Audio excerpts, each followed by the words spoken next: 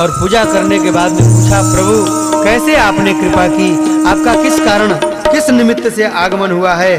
तब भगवान कृष्ण ने बताया कि आप हमारे पिताजी को ले आए हैं, इसलिए हम आए हैं। वरुण जी ने कहा कि अजानता मामकेन मूढ़ेना कार्यवेदिना आनी तोयम तव पिता तद भवान क्षंतुमर्हति। गलती से हमारे दूतों ने आपके पिताजी को पकड़ लिया, आप इनकी गलती को क्षमा कर दीजिए। नंद बाबा ने जब देखा कि हमारे पुत्र का तो बड़ा ऐश्वर्य है, देवता लोग भी इसकी पूजा करते हैं।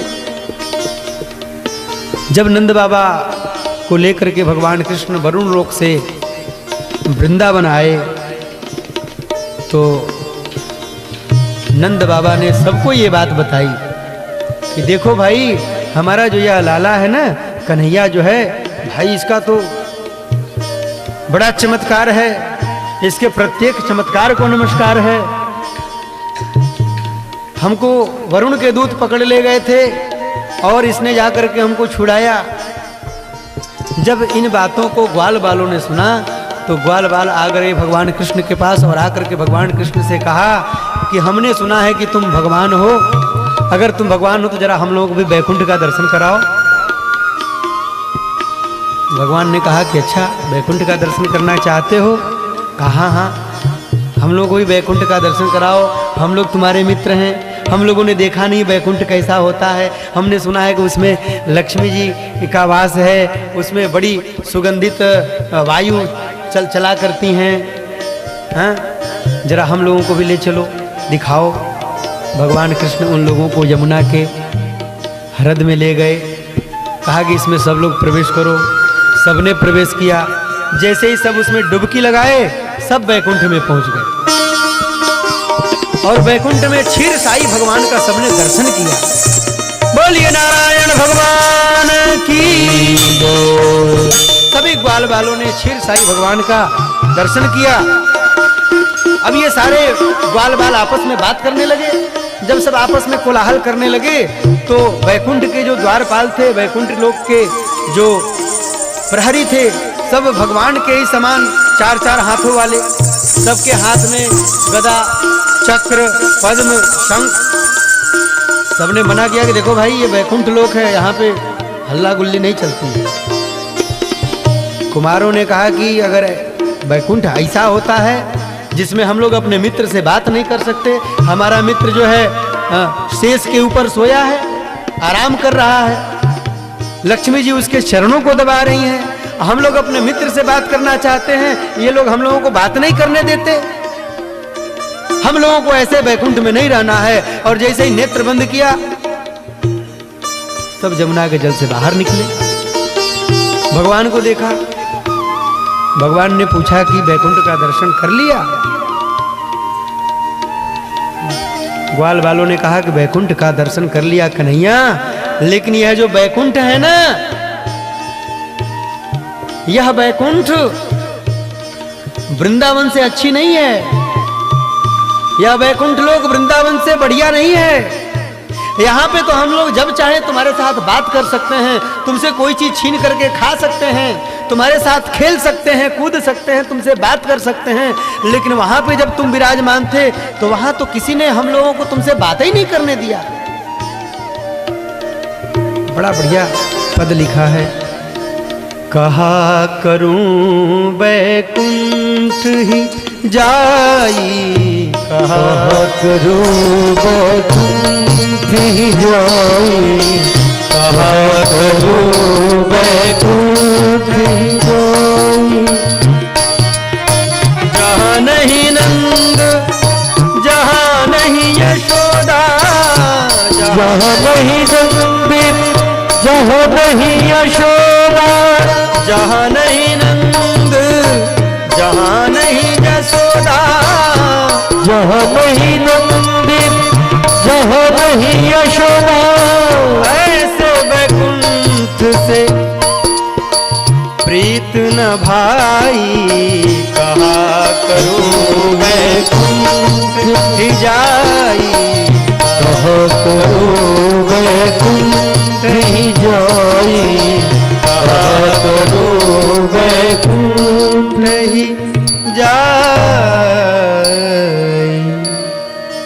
गोप बालकों ने कहा कि हम लोगों को तो ऐसे बैकुंठ में नहीं रहना, हम लोगों को तो हमारी वृंदावन ही प्यारी है, जहां कन्हैया का नित्य दर्शन प्राप्त होता है। हम लोग जब चाहें कन्हैया से मिल सकते हैं, जब चाहें कन्हैया के साथ खेल सकते हैं।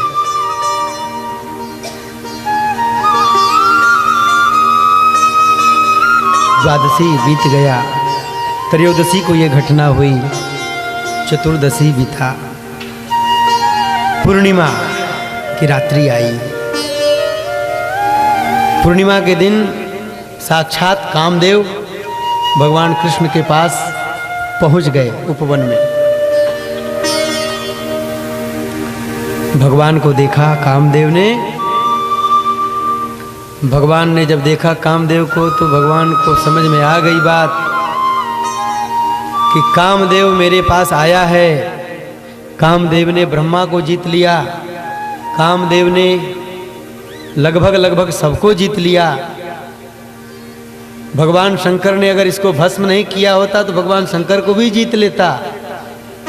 इसको दर्प हो गया है, इसको अहंकार हो गया है। ब्रह्मादि जय संरूढ़ दर्प कंदर्प दर्पहा जयति श्रीपतिर गोपी रास मंडल मंडनः। कामदेव को जो अहंकार हो गया था कि मैंने सबको जीत लिया, जब नारद जी के पास पहुंचा तो नारद जी ने कहा था कि तुम मेरे पास आए हो, क्या फायदा, तुम अगर इतना ही अपने आप को महान समझते हो तो जब द्वापर में भगवान कृष्ण का अवतार होगा तब जा करके उनको जीतो, तब समझेंगे कि तुमने किसी को जीता। कामदेव आ गया। भगवान कृष्ण ने कहा कि किले की लड़ाई लड़ोगे कि मैदान की लड़ाई लड़ोगे। वृंदावन के महात्मा लोग बड़ा सुंदर वर्णन करते हैं। भगवान ने पूछा कि किले की लड़ाई लड़ोगे कि मैदान की लड़ाई लड़ोगे। कामदेव ने कहा कि महाराज हम तो मैदान की लड़ाई लड़ेंगे। किले की लड़ाई में आदमी अपने किले में बैठे बैठे वहां से बाणों की वर्षा कर सकता है, तोप के द्वारा मार सकता है, मिसाइल फेंक सकता है, लेकिन मैदान की लड़ाई में तो शत्रु आमने सामने हो और वहां पे व्यक्ति लड़ाई करे। कामदेव ने कहा कि मैदान की लड़ाई लड़ेंगे। कहा कि अगर हार गए तो, कामदेव ने कहा कि अगर हार गए तो हम आपके पुत्र बन जाएंगे।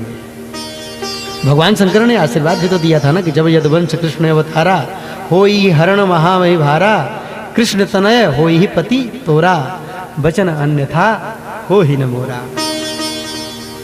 कहा मैं आपका पुत्र बन जाऊंगा अगर मैं हार गया तो। कहा ठीक है। भगवान कृष्ण ने दिवस के समय में कहा ठीक है, रात्रि के समय में आना। पूर्णिमा की रात्रि आई। चंद्रमा अपनी पूर्णता के साथ आकाश मंडल में आ गए। चंद्रमा की किरणें वृंदावन की भूमि पर छिटकने लगी। चंद्रमा की कांति वृंदावन की भूमि पर बिखरने लगी। अलंकृत हो गया वृंदावन। और उस रात्रि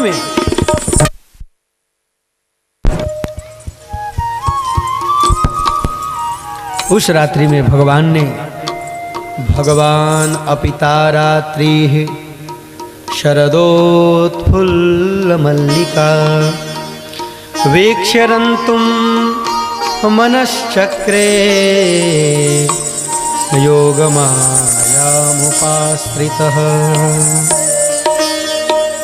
भगवान अपिताह रात्रि, भगवान ने उन रात्रियों में, किन रात्रियों में, तो शरदोत्फुल्ल मल्लिका,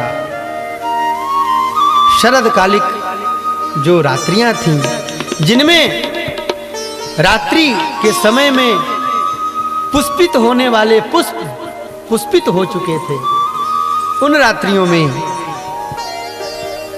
उन रात्रियों को देखा, उन फूलों को देखा और उनको देख करके रंतुम मनश्चक्रे, भगवान ने रमण करने के लिए मन बनाया। वीक्ष्य देखकर रंतुम मनश्चक्रे, रमण करने का मन बनाया। भगवान अमनस्का है, भगवान के पास मन है नहीं, इसलिए कहा कि मन बनाया है नहीं। जो चीज है नहीं उसको बनाना पड़ता है। वेदांत भी कहते हैं कि भगवान ईश्वर जो है वह अमनस्का है। जो अमनस्का ईश्वर है उसने मन का निर्माण किया, मन को बनाया। विक्षरंतुम मनश्चक्रे, कैसे उसने मन को बनाया? योग मायाम उपाश्रितः, योग माया के द्वारा उस ईश्वर ने मन को बनाया। और मन को बनाने के बाद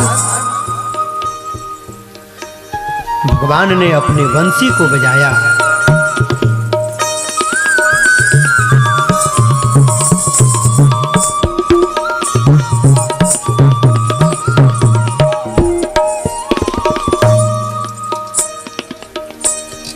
भगवान ने वंशी को बजाया और वंशी की स्वर लहरी वृंदावन के प्रत्येक घर में पहुंचने लगी।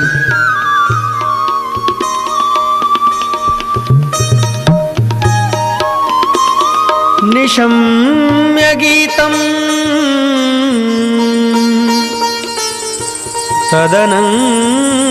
तदनंगवर्धनम ब्रजस्त्रियः कृष्ण गृहीत मानसाः तद अनंगवर्धनम गीतम निशम्य।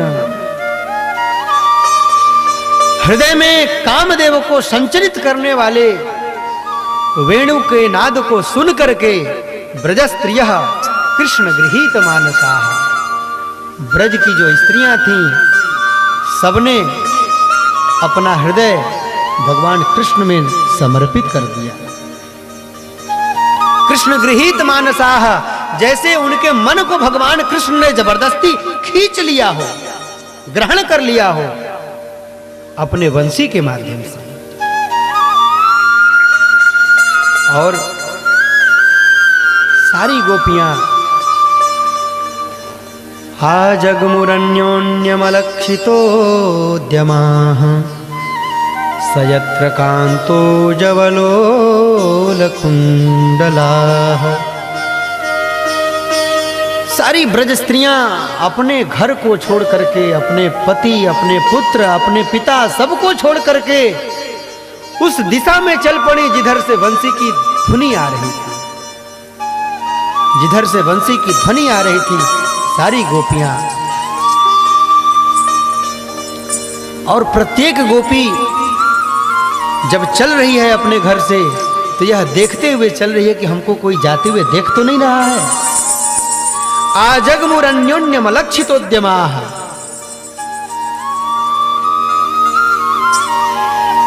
अन्य अन्यम अलक्षितोद्यमाः आजगमुः। एक दूसरे से बचते बचाते हुए सारी गोपियां वहां पहुंच रही हैं। एक गोपी ने दूसरी गोपी को देखा तो पूछा, अरे सखी कहां जा रही हो इतनी रात को? कहा कि अच्छा तू बता, तू कहां जा रही है? पहली वाली ने कहा कि मुझे लगता है कि जहां मैं जा रही हूं वही तू भी जा रही है। सुखदेव जी बड़ा सुंदर वर्णन कर रहे हैं। दुहंत्यो भी अयुः काश्चित दोहम हित्वा समुत्सुकाः। कोई गोपी दूध निकाल रही है। महाराज वे सब गैया सामान्य गैया नहीं थी, वे तो त्रेता युग के, सतयुग के ऋषि महर्षि लोग थे जो गोपी भाव प्राप्त करके आए थे, जो वृंदावन में धेनु बन करके आए थे। वे गैया 4-4 समय दूध देती थी। दुहंत्यो अभिययुः काश्चिद, कोई गोपी दुग्ध दोहन कर रही है और उसने दुग्ध दोहन करना छोड़ दिया और चल पड़ी भगवान कृष्ण से मिलने के लिए। पयोधिसृत्य संयाव, कोई गोपी दूध को औंटा रही है, गर्म कर रही है। गोपी भूल गई कि मैंने दूध को रखा है चूल्हे पर और उसको छोड़ करके गोपी चल पड़ी भगवान से मिलने के लिए। कोई गोपी अपने पति को भोजन करा रही है। परिवेशयन्त्यः तद्हित्वा पाययन्त्यः शिशून् पयः, कोई गोपी अपने पति को भोजन करा रही है, कोई गोपी अपने शिशु को दूध पिला रही है। शिशु को दूध पिलाना छोड़ दिया, पति को भोजन कराना छोड़ दिया और चल पड़ी भगवान से मिलने के लिए। लिम्पन्त्यः प्रमृजन्त्योन्या अंजन्त्यः काश्चलोचने। कोई गोपी शरीर में कोई अवलेप लगा रही है, गोपी ने अवलेप लगाना छोड़ दिया, चल पड़ी भगवान से मिलने के लिए। अंजन्त्या काश्चलोचने, स्थिति इतनी तक नहीं है, कोई गोपी श्रृंगार कर रही थी, उसी समय बंशी बज गई। अब गोपी ने सोचा कि मैं जल्दी से कृष्ण के पास पहुंच जाऊं। फिर गोपी सोचती है कि मैं तो